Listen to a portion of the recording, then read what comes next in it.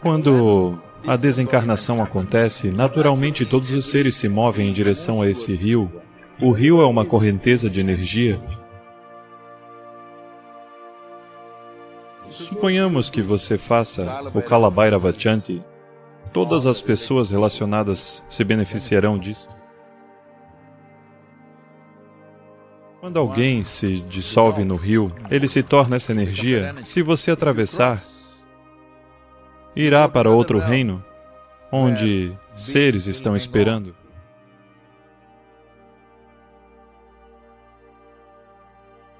Veja, em minha experiência pessoal, quando você deixa o corpo, dependendo do nível de evolução em que se encontra, de quão fina ou grossa é sua carapaça, de acordo com isso as coisas acontecem. Se algo for, digamos, sua carapaça ou sua bolha for muito grossa, ela não pode ser quebrada. Ela irá para o rio, bate e volta. O que é o rio? O rio é uma correnteza de energia. Um tipo de energia que não é nem vida, nem morte. Mas um tipo de energia completamente diferente que, por falta de palavras, podemos dizer que é um tipo de energia que o salva, que o dissolve, por isso é chamado de Vaitarani. Na tradição indiana, Vaitarani significa que é um salvador, alguém que é bom em salvá-lo. Então, o que está sendo salvo? Não se trata de um rio físico, isso é uma expressão metafórica, mas há uma correnteza de energia. Quando o desencarne acontece, naturalmente todos os seres se movem em direção a esse rio. Alguns vão bater e voltar, outros vão mergulhar, outros vão facilmente atravessá-lo. E outros simplesmente se dissolvem ali mesmo. Bem, se você bater e voltar,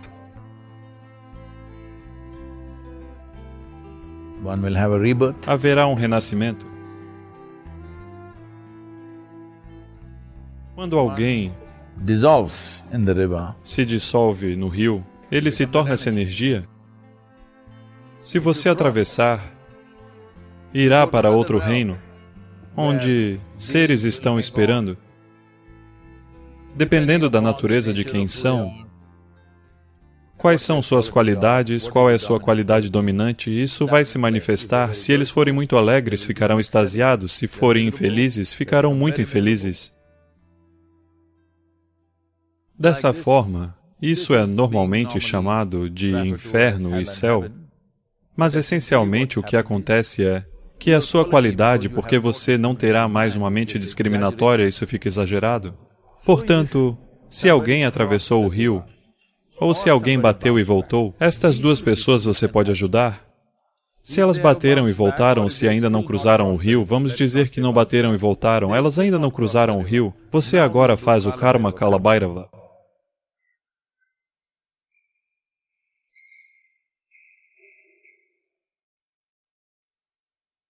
Agora, talvez tenham atravessado, você não sabe com certeza, talvez elas tenham atravessado o rio, mas, devido à espessura de sua carapaça e às suas próprias atitudes, elas podem estar passando por isso de uma maneira desagradável. Você quer levar alguma agradabilidade, você quer levar um pouco de Shanti para elas? Então você quer remover uma camada de suas bobagens, o que quer que seja. Talvez alguma desagradabilidade desapareça e a agradabilidade aconteça. Esse é todo o esforço que você está fazendo. Se elas já estiverem agradáveis, você ainda quer raspar uma camada para que elas cessem completamente? Assim como o desagradável é uma amarra, o agradável também é uma amarra. Infelizmente, com a agradabilidade, as pessoas levam mais tempo para perceber que se trata de uma amarra. Com a desagradabilidade, é muito fácil perceber que se trata de uma amarra. Então, você está tentando levar alguma agradabilidade, mas você não sabe com certeza. Talvez seu avô, ou quem quer que seja, já tenha se dissolvido, talvez não haja nada a fazer. Você não sabe. Mas mesmo assim, você faz por obrigação para caso ele precise.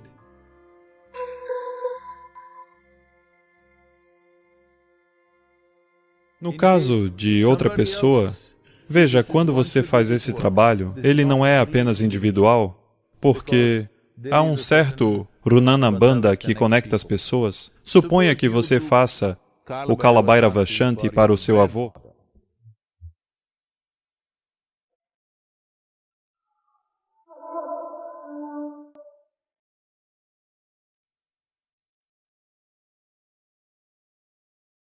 Mas ele não precise, porque ele já se foi. Agora, o irmão do seu avô pode estar lá, com quem você não se importa, mas ele pode se beneficiar. Portanto, as pessoas ligadas a esse tipo de Runana Bandha podem ser ajudadas. Outra pessoa que não é nem mesmo sua parente pode ser ajudada. Portanto, isso tem sido mantido como uma cultura de que você deve continuar fazendo o Kalabhairava Shanti. Então, o Shanti é feito, mas como um tipo de cuidado. Se alguma ajuda for necessária, queremos fornecê-la aos nossos ancestrais, aos nossos antepassados, aos nossos avós, aos nossos pais, às nossas mães ou a quem quer que seja.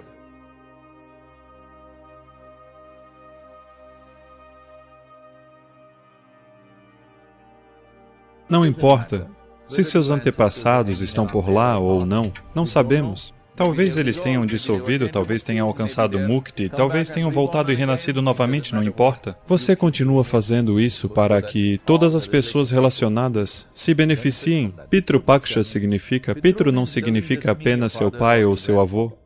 Todo mundo que é a fonte de nossa existência é nosso Pitru. Então você quer que isso aconteça com todas as pessoas conectadas, não importa se gostamos ou não gostamos delas, se as conhecemos ou não, mas todas as pessoas relacionadas a quem podemos fazer algo, nós fazemos algo. Uma de suas limitações, um de seus problemas, uma de suas tolices que faz com que as pessoas sofram ao seu redor, uma dessas coisas deve desaparecer. Você não pode deixar isso tudo de lado, pelo menos uma. Podemos? Por quê? Sem transformação, espiritualidade vazia. Falando de espiritualidade, agindo espiritualmente, não é bom. Alguma transformação deve acontecer, não é? Por favor, faça com que isso aconteça, para que, quando você viver, as pessoas gostem de viver com você. Quando você morrer, elas sentirão a sua falta. É assim que você deve viver.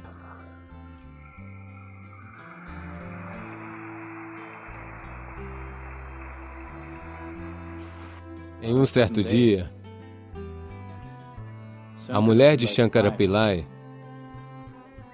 estava particularmente enfurecida com o seu marido. Então ela preparou uma sopa com 5 colheres a mais de pimenta.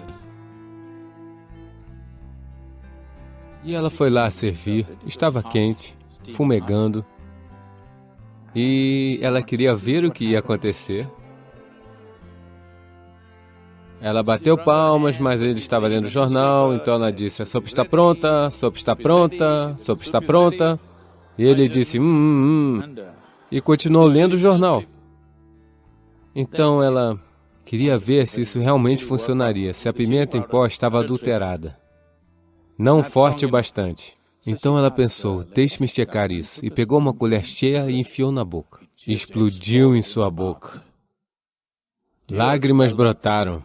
Lágrimas começaram a escorrer. Nesse exato momento, Shankara Pillai deixou seu jornal de lado e aproximou-se. Ele olhou para ela e perguntou, por que você está chorando? Ela disse, você sabe, minha mãe faleceu ano passado. E como ela amava essa sopa. Quando eu vi a tigela de sopa, me lembrei da minha mãe e lágrimas escorreram. Ah, então é por isso, não se preocupe. O que fazer? Todos nós perdemos nossas mães e pais em algum momento. Está tudo bem. E Shankara Pillai retornou ao seu jornal com a sopa e, enquanto lia, colocou na sua boca e, bum, explodiu como uma dinamite. Porque era uma colher bem cheia. Lágrimas escorreram de seus olhos. Então ela veio e disse, nossa, você também está emocionado sobre minha mãe?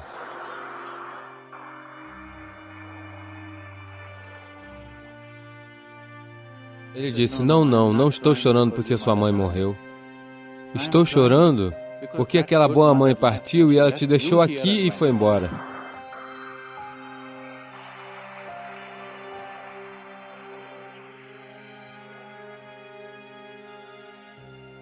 Essa não é a maneira de se viver. Enquanto você vive, as pessoas devem apreciar sua presença. Quando você morrer, elas deveriam sentir sua falta. Se o oposto acontece, significa que vivemos de maneira errada, não é? O que você precisa fazer no mundo é diferente. Como você o faz é diferente. Quando você fala de pressão, você não está falando sobre o que fazer e o que não fazer. Você está falando sobre o como fazer na vida. Se gerenciar uma escola de design está se tornando uma grande pressão, viver como o que quer que seja, um empresário está se tornando uma pressão, não faça, vá simplesmente caminhar na praia. Mas lá também existe pressão, não é mesmo? Então a pressão não é por causa do trabalho ou do cargo que você assumiu. A pressão e o estresse ocorrem porque você não sabe como conduzir seu corpo, como conduzir sua mente e como conduzir suas emoções. Este mecanismo humano, este é o dispositivo mais sofisticado do planeta. Você leu o manual do usuário? O problema todo é esse. Se você souber lidar com isso, as situações externas serão uma brincadeira. Até que ponto você consegue fazer esse jogo? Talvez você não consiga jogar como eu jogo, mas você vai jogar até a sua capacidade máxima e está tudo bem. Você não precisa jogar como outra pessoa, mas você deve jogar o melhor da sua capacidade. Se isso não for explorado, quando você estiver sob pressão, isso não será explorado. Quando você está sob pressão, quando está estressado, você não vive na sua capacidade plena. Até mesmo coisas bobas não podem ser feitas quando você está sob pressão. Se você estiver em um certo nível de calma e doçura dentro de si, seu corpo e sua inteligência trabalharão no seu melhor. Então, isso é sobre jogar com esta vida. Não é sobre provar algo para alguém. É só que, se você quiser ser bem-sucedido, é apenas o sucesso que no final todas as pessoas ao seu redor irão respeitar, ok? Se quiser ser bem-sucedido, você deve aprender a explorar seu corpo físico e sua mente no máximo que for possível. São apenas duas coisas. E, claro, explorar as situações externas, mas explorar as situações externas depende essencialmente de quão bem você consegue explorar a sua própria inteligência e o seu corpo. Agora, quando você está criando pressão, em um certo nível, quer dizer que sua inteligência se virou contra você. Não está trabalhando para você, está trabalhando contra você. Ninguém precisa lhe fazer infeliz, você está em autoajuda. Então você está dizendo que a felicidade só virá quando atingirmos o sucesso? Não, eu não disse nada disso. Estou dizendo que somente quando você estiver feliz, seu corpo e sua mente funcionarão da melhor forma. Se eles funcionarão da melhor forma, depende da sua competência individual e das situações ao seu redor, como elas se desenrolam. O seu sucesso não se trata apenas de sua competência, também existe a situação. A forma como todas essas coisas se combinam é o que levará a um certo nível de sucesso. Portanto, estou falando que a maneira como você é o primeiro passo, o que você faz é o segundo passo. Mas todo mundo está tentando resolver ao contrário, e isso nunca vai dar certo. Ele adoeceu, mas não conseguiam descobrir o que havia de errado com ele?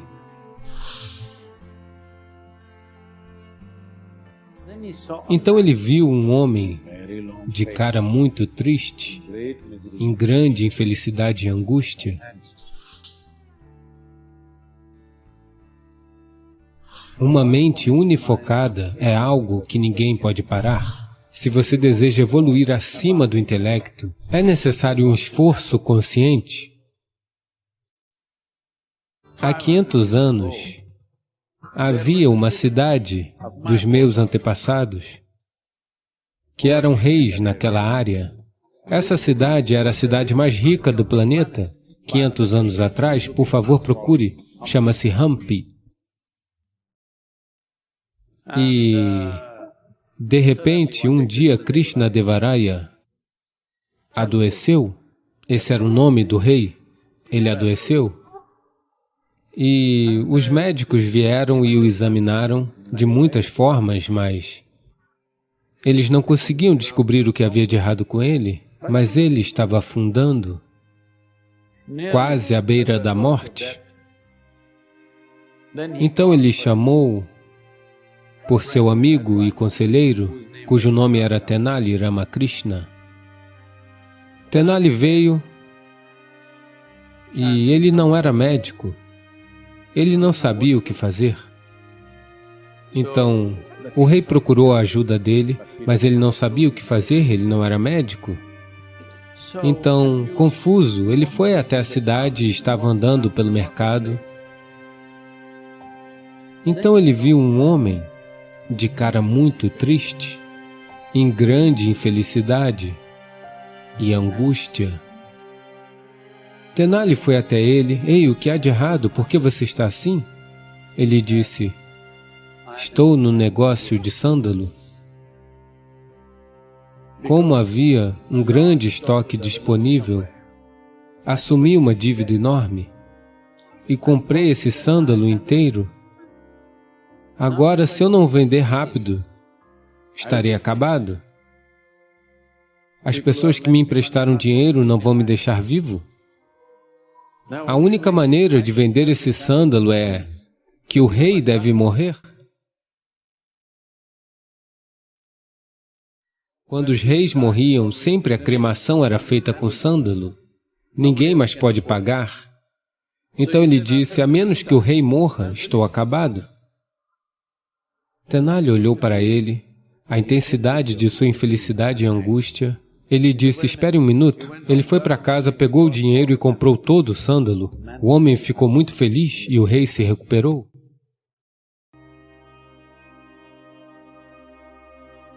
Isso não é uma piada. Você deve entender. Em momentos de raiva, em momentos de ódio, em momentos de medo e angústia, sua mente fica unifocada. Uma mente unifocada é algo que ninguém pode parar.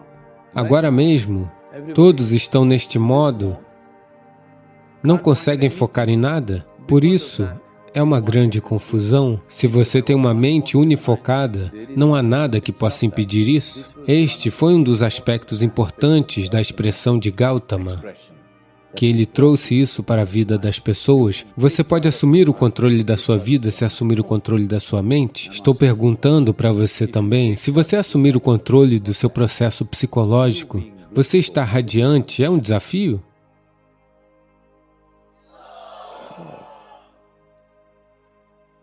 Você está tentando controlar a mente de outra pessoa?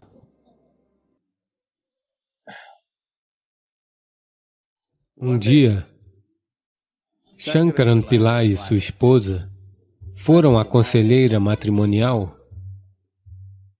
Então Shankaran Pillai começou e disse, realmente temos um casamento maravilhoso, porque temos uma parceria tão fantástica. E eu sou o silencioso.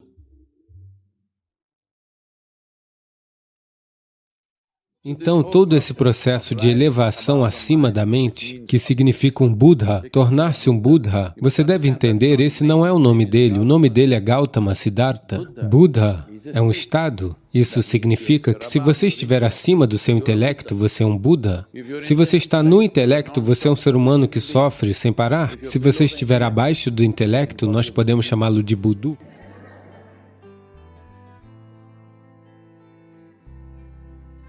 Assim, com a evolução, como criaturas, estávamos abaixo do intelecto. Lentamente, nós evoluímos para o intelecto.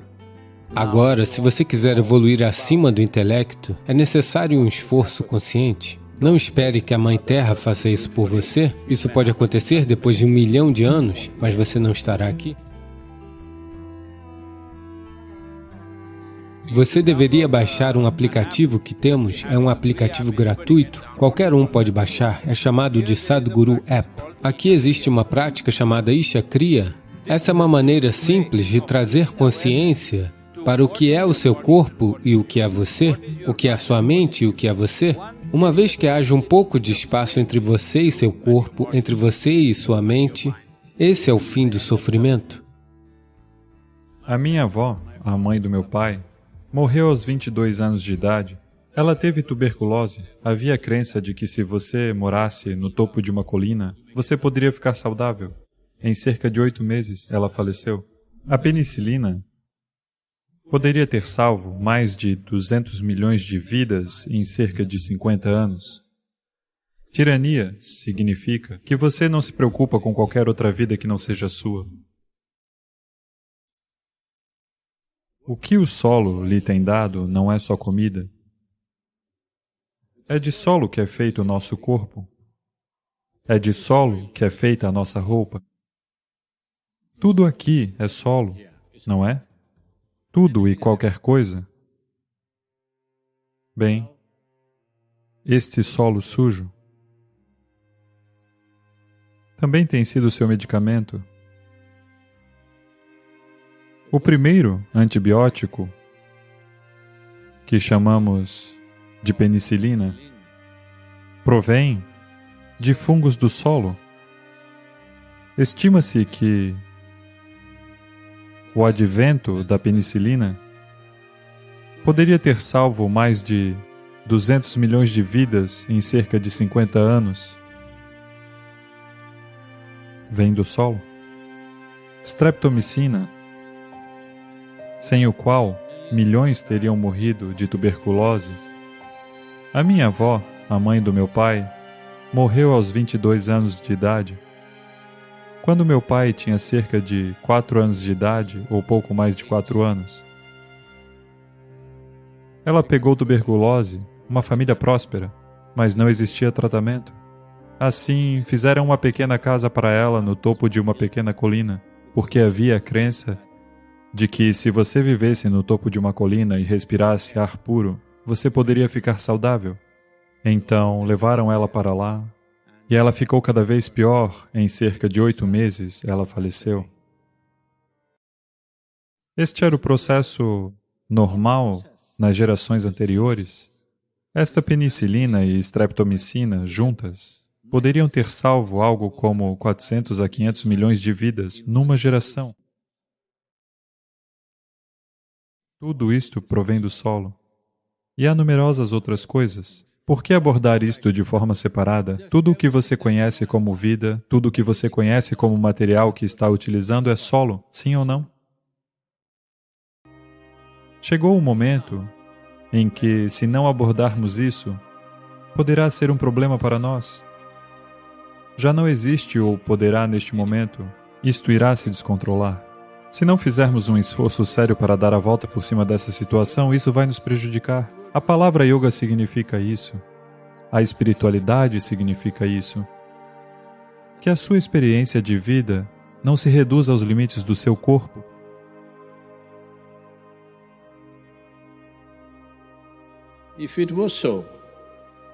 Se fosse assim para todo ser humano, como poderia você não perceber os terríveis gritos da Terra?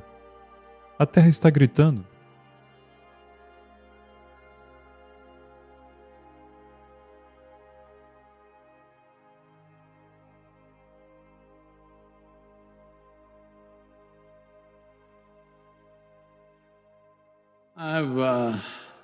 Sentei durante horas e dias nas florestas, não apenas estando cheio de vida, mas estando alto, intoxicado, embriagado com a vida. Porque a vida está zumbindo com grande exuberância. A maior parte da vida você não irá ver. Mas da mesma forma, se andarmos em várias outras partes do mundo, a Terra está gritando de dor. Não é algo inventado na sua mente. A vida está gritando. Um açougueiro que corta animais grandes, ele não ouve o grito do animal. Olá? Há muitas pessoas que matam outros seres humanos. Eles não ouvem os gritos e as dores dessas pessoas.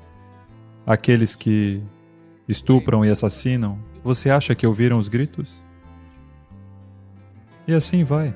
Talvez o ouvido escute, mas não alcança lugar algum. Então, um açougueiro que abate animais, ele não ouve o grito dos animais. Aquele que corta árvores e todo o resto, outras coisas vivas, ele não ouve. Da mesma forma, aquele que está ocupado destruindo a vida invisível, ele não ouve. Mas isso não significa que não esteja lá.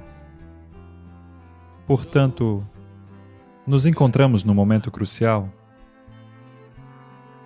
Se você fizer as coisas certas nos próximos 10 a 15 anos, você terá a satisfação de ver algo significativo acontecer. Não acontecerá como fogos de artifício, vai acontecer silenciosamente.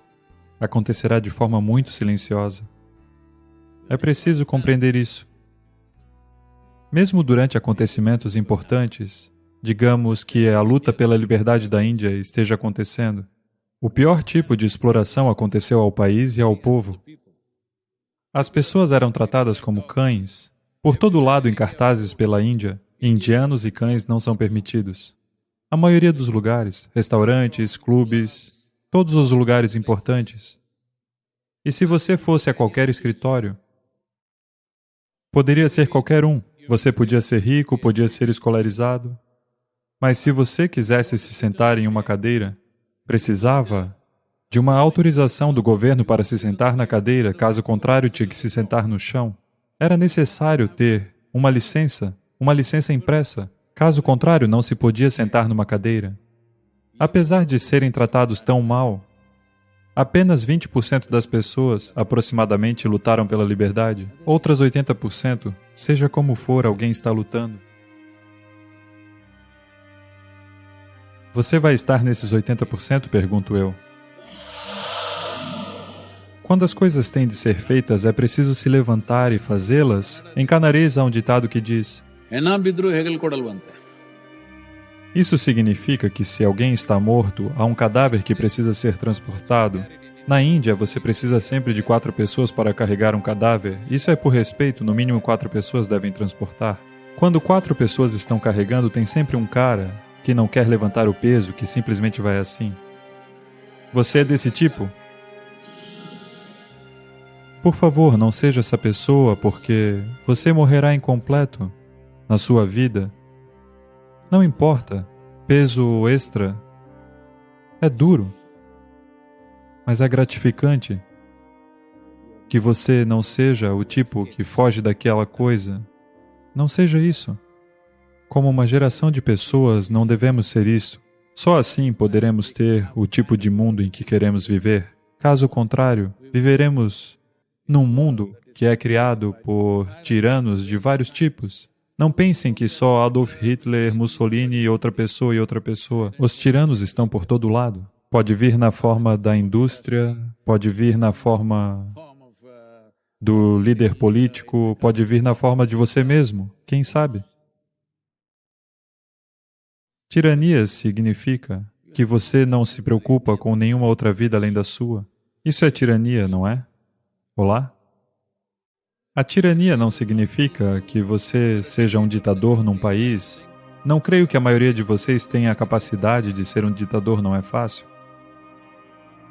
Tirania significa simplesmente que você não se preocupa com nenhuma outra vida a não ser a sua. Isso é tirania. Eu quero que você não faça somente algo por estes 100 dias e faça este movimento acontecer, não é isso que estou pedindo.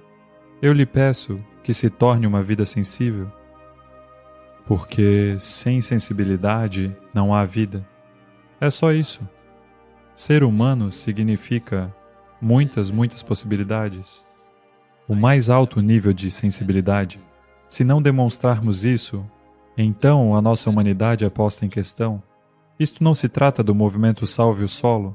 Se a sua humanidade é colocada em questão, a sua espiritualidade será definitivamente um grande ponto de interrogação. Porque se você não tem sentimentos por nada, Como é que isso vai funcionar? Só sinto por este. O que isso significa? Que os meus limites já estão definidos, não é? Os meus limites já estão definidos como um bloco de concreto, nada para além disso. Não se torne assim. Esta é uma grande oportunidade para você se tornar um pouco mais consciente do que está neste momento. Brigu se tornou intensamente devoto de Shiva, de forma que ele se tornou muito feminino. Então Parvati se sentiu um pouco irritada com isso. Então ele pediu para que ela se afastasse. Portanto, Shiva só se divertia com a desavença que estava acontecendo entre sua esposa e seu devoto.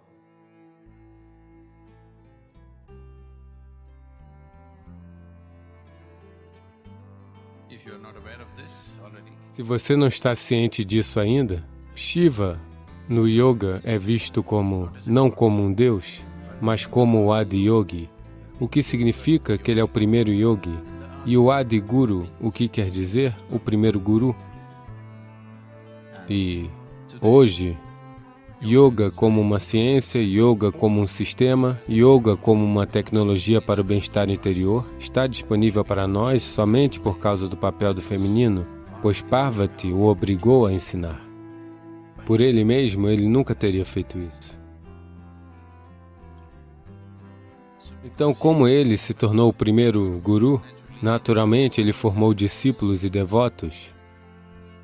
Dos 7 primeiros discípulos a quem ele ensinou yoga, que são conhecidos como Saptarishis, desses Saptarishis, todo o misticismo do sul proveio de Agastya Muni. Ele é tudo para nós aqui, porque tudo o que nós sabemos veio dele. Ele foi discípulo direto de Shiva. Outro discípulo foi Brigu.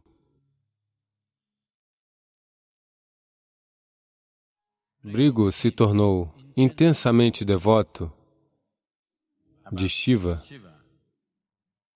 de forma que ele se tornou muito feminino, porque a devoção é feminina. Ele se tornou um grande devoto de Shiva. Então, todos os dias ele vinha e queria fazer. Ele queria dar 3 voltas em torno de Shiva, o que significa que ele queria fazer Pradakshina 3 vezes. Ele não começava o seu dia sem fazer isso. E Parvati estava bem ali. A essa altura, ela também era um ser plenamente iluminado. Mas ele a ignorava completamente e só andava ao redor de Shiva, nunca ao redor dos dois. Então Parvati se sentiu um pouco irritada com isso. Então um dia, ela se sentou perto dele.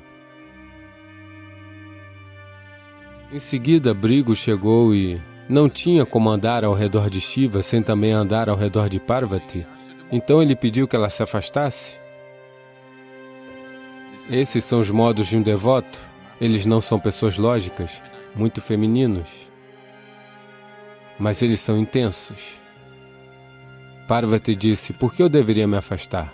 Ele disse, eu vou andar somente ao redor do Senhor, não de você. Brigu viu que não tinha espaço suficiente para ele andar ao redor somente de Shiva. Por isso ele se converteu em um rato e andou ao redor somente de Shiva, ignorando Parvati ou excluindo Parvati do circundar. Assim, Shiva simplesmente se divertia com a desavença que estava acontecendo entre sua esposa e seu devoto.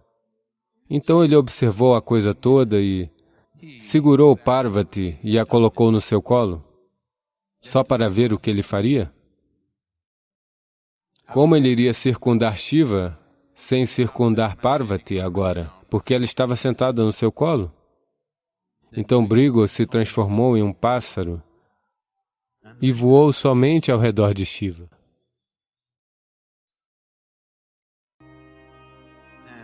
Shiva estava completamente entretido por essa devoção, muito contente e também se divertia pela maneira como o devoto se expressava e pela maneira como Parvati ia se enfurecendo por causa dessa discriminação. Então Shiva disse, tudo bem, vamos ver o que você vai fazer. E ele simplesmente a fundiu como uma parte dele mesmo. Shiva tinha se tornado metade Parvati e metade mulher, metade homem. Este é metade homem, metade mulher. Se alguém souber como nutrir este aqui em toda a sua extensão, então se tornará metade homem, metade mulher, e assim que será. Assim, isso é chamado Ardhanari, quando ele é metade homem e metade mulher. Então ele fez dela uma parte dele mesmo, só para ver o que o devoto faria. Agora, Brigu se transformou em uma abelha e andou ao redor apenas da perna direita. Então Shiva e Parvati ambos riram e disseram, esse não é um homem. Ele é muito feminino. Aquilo a que ele se dedica é tudo para ele. Ele é cego para todo o resto. Então ele apenas zumbiu ao redor da perna direita, se recusando a contornar a perna esquerda, porque essa era Parvati.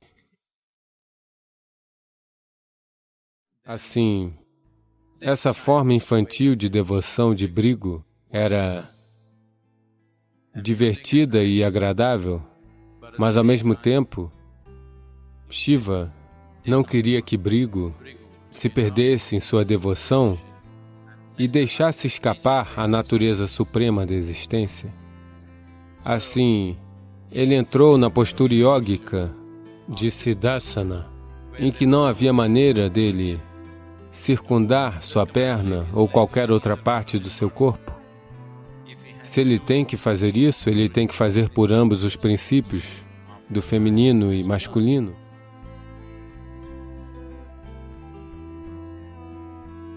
Portanto, foi assim que este corpo se tornou dessa forma, em que ele é metade masculino e metade feminino, ou masculino e feminino em proporções iguais. Se alguém souber como nutrir este aqui, ambas estarão plenamente ativas e vivas em cada ser humano. Se deixarmos essas duas partes de nós reverberarem, uma tão intensamente quanto a outra, cada um de nós poderá ser 100% homem e 100% mulher dentro de nós mesmos. Toda a ciência do yoga é baseada nisso, que você não perca nem o masculino, nem o feminino em você, porque qualquer um deles seria uma vida desequilibrada. Agora, quando dizemos yoga, nós estamos falando sobre uma dimensão que inclui tudo. Não é um exercício ou um processo para criar saúde. É sobre o bem-estar supremo do ser humano, no qual não se pode excluir nenhum aspecto da vida. É sobre alcançar uma dimensão além de todas as dimensões. É sobre um sistema e um método para usar o seu próprio sistema existente como uma escada para o divino, para fazer do seu corpo, para fazer da sua mente, para fazer da sua emoção e das suas energias uma escada para o divino, para fazer de você mesmo um passo adiante na direção da sua natureza suprema.